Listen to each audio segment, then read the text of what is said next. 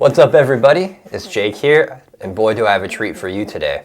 We got the K60 Low-Profile from Corsair.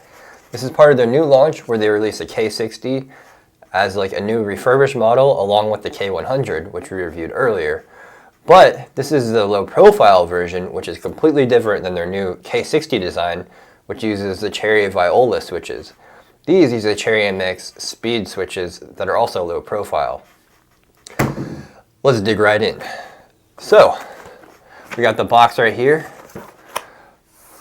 Let's go ahead and open it up and, see what's inside. I'm pretty excited to dig into this.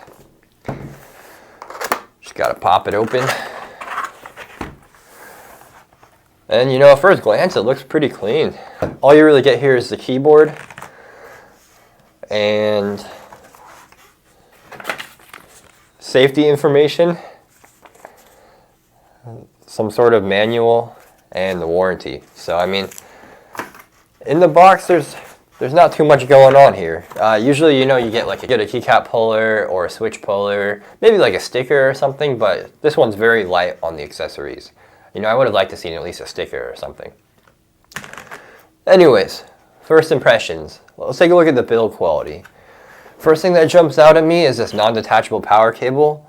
Personally, I'm not a big fan of that. I prefer it being able to attach and detach it with a USB-C port. That way, if the cable ever breaks, you can just replace it easily. But if this one ever breaks, chances are you'll just replace the whole keyboard. The USB head on this side looks nice. It has like this textured color or textured feel to it. So I've never seen that before, and that looks pretty nice. Let's take a look at the build quality of the case. So you've got like the standard anodized aluminum top plate and like a plastic underbelly. So that's pretty standard for gaming keyboards and especially Corsair. But I gotta tell you, this thing feels really solid. Like there's virtually no flex, no creakiness. When I looked at the K100 and some of the larger Corsair keyboards, they start to feel like they're a little bit flimsy, but like this is nice. I was a little bit worried that because it's low profile that it wouldn't be as rigid or as sturdy as a larger keyboard, but it feels better actually. Maybe because a higher percentage of it is that aluminum top plate. So, all right, let's see. On the back, you got kickstands. You got one adjustment setting. Typically, I would like to see two, but one is good enough for me. I typically don't use it, but I know there's some of you out there who like that more aggressive angle. And then you also have plenty of rubber padding on the back. 1, 2, 3, 4, 5 spots. So that's not going to slide around anywhere. Much better than getting those 4 little pads. This one you have 5 massive pads, so that's good. And then I also really like what they do with the case here. They have like the K60 like showing like a root file on a computer, which is pretty cool. I really like that aesthetic they're going for. It seems like they're doing that on all their new keyboards. But yeah, overall the build quality is pretty good. Non-detachable cable, that's my only complaint though. Definitely would like to see that be detachable, especially because there's no USB pass-through on here, so there's really no reason for them to have that. Moving on to the switches. So this is pretty interesting. They have Cherry MX Speed Silver linear switches that are also low profile. And I know just like typing on them, they feel really nice. Very smooth. There isn't that much scratchiness to it either. Usually with Cherry MX, you get a little bit of scratchiness here and there. These feel really nice to type on.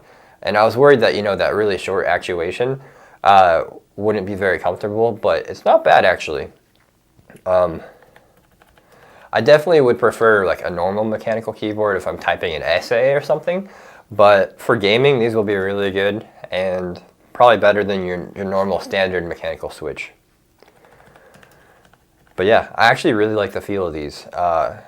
Not for like everyday usage, but I'll definitely use it for gaming every once in a while. A cool feature about these switches is that they have the Cherry MX stem on it, and that's not very common for low profile switches.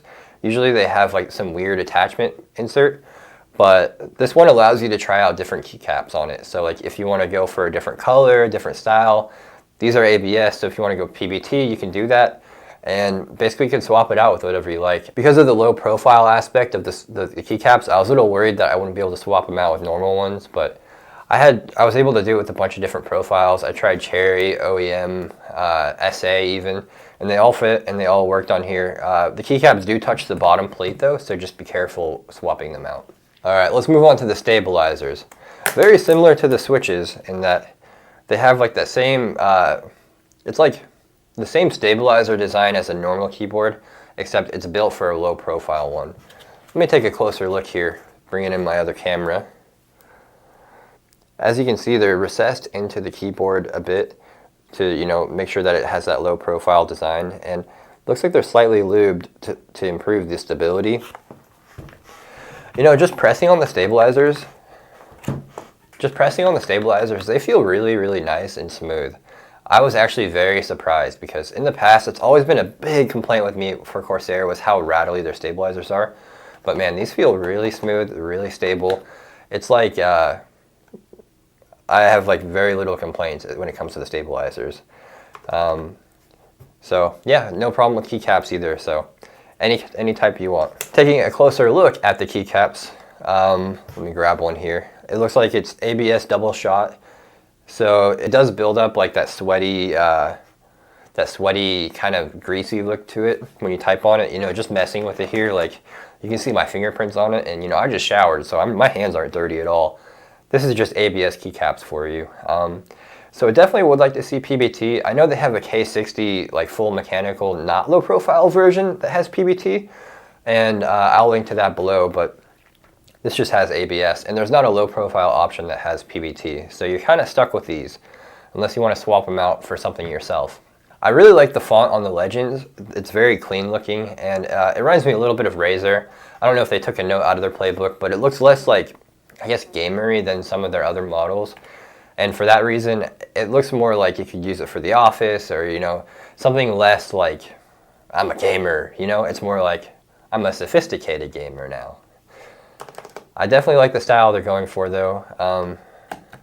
I could see some people being a little upset that they're going for more of like a general appeal, but for me personally, I like it. So in preparation for this video, I tested out some of the software, and I have to say it's pretty helpful. I mean, you can change out all of the RGB lighting profile and do per key lighting to make it super customized to whatever you want, which is nice.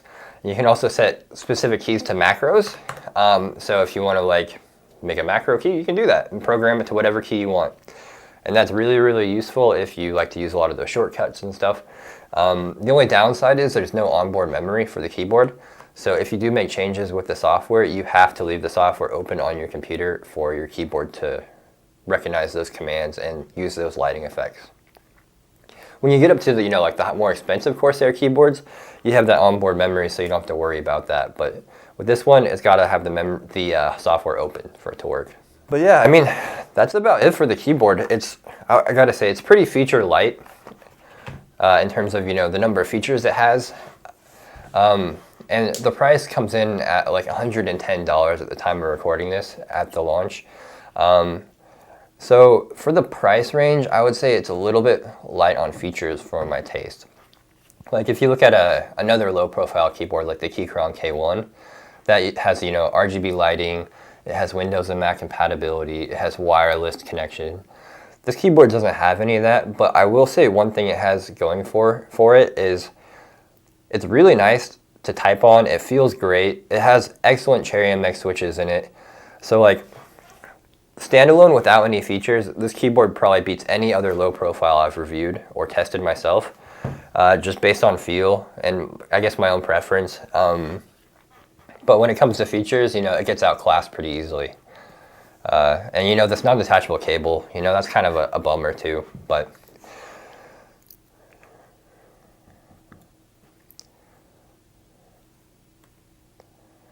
I guess you're probably wondering like if I recommend it, if you should buy it. I think it's ultimately up to what you want in your keyboard.